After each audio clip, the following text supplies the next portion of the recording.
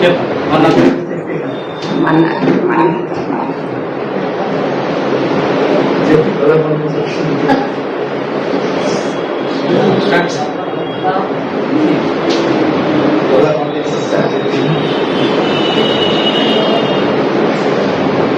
దేవుడి దగ్గరికి ముందు నుంచే మా అమ్మగారు మళ్ళీ దేవుడు చాలా ప్రార్థించింది.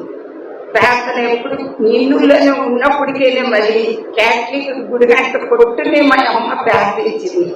ఆ ప్రార్థన మాకు ఇదిగో దేవుళ్ళలోనికి నడిపించాడు. తండ్రి ఇదిగో నేను ఎప్పుడు తెలుగు చర్చిలోనే ఇప్పటికి కానుకలు పండుగ అవుతుంది. అక్కడికి ఎప్పుడు పిల్లలు కొట్టుకొని వెళ్ళిందని ఎప్పుడు పండుగకి వాళ్ళు పిలిచేవారు. వెళ్ళి నలిగే పుస్తకాలు అంత నాకు ఇది లేకుండేది. దేవుడు అంటే ఏదో అనుకునేదని అలాగ ఇదిగో అయ్యగారు రాగా దేవుడి సరికి అయ్యగారు వచ్చారు. ఇప్పుడు ఇక్కడికి నాయన అయ్యగారితో చాలా బాధపడ్డాము. బ్యాప్టిజం అయ్యగారు ఇచ్చారు. అక్కడ సభలో బ్యాప్టిజం ఇచ్చారు అయ్యగారు.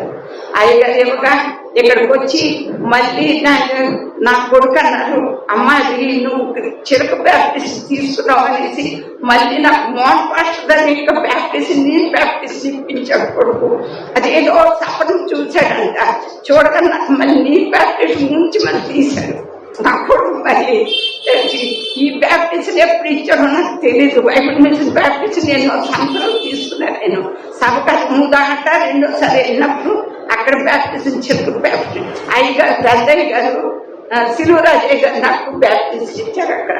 ఆ తత్తలకి రెండో బ్యాప్టిజం మళ్ళీ నీటిలో మూలి బ్యాప్టిజం తీసుకున్నాము. ఇదిగో దేవుడు చేసిన మేలు ఎన్నో నిజము. ఆ దేవుడి దగ్గరికి వెళ్ళి నా భర్తకి పని లేకుండా ముగ్గురు బిడ్డలు అయ్యారు. ఆడపిల్లలు పని లేకుండా లేట్లేదు. అలాగే డ్రైవర్కి నేర్చుకొని ఇంటికే వచ్చింది. ఏంటి మా ముగ్గురికి చెప్పలేదు. దేవుడు అలాగే మా పట్ల ఎన్నో కార్యాలు చేశాడు. నిజంగా దేవుడు గొప్పవాడు. దేవుడు కార్యం ఎప్పుడు మర్చిపోకూడదు. దేవుడు చేసిన మేలు ఎప్పుడు మర్చిపోయి ఎలుగున్నానంటే దేవుని కృపే మాకు. నిజంగా ఆయన నీవు ఇచ్చిన గొప్ప దేవుడు నాయన. నీకు నమ్మిన వారు ఎప్పటికీ నాయన తండ్రి దిగజాత నాయన ఎత్తుతావు కానీ దించు నాయన ఎవరికి వేసేయో నాయన. చిన్న సాక్షి వేసినాం.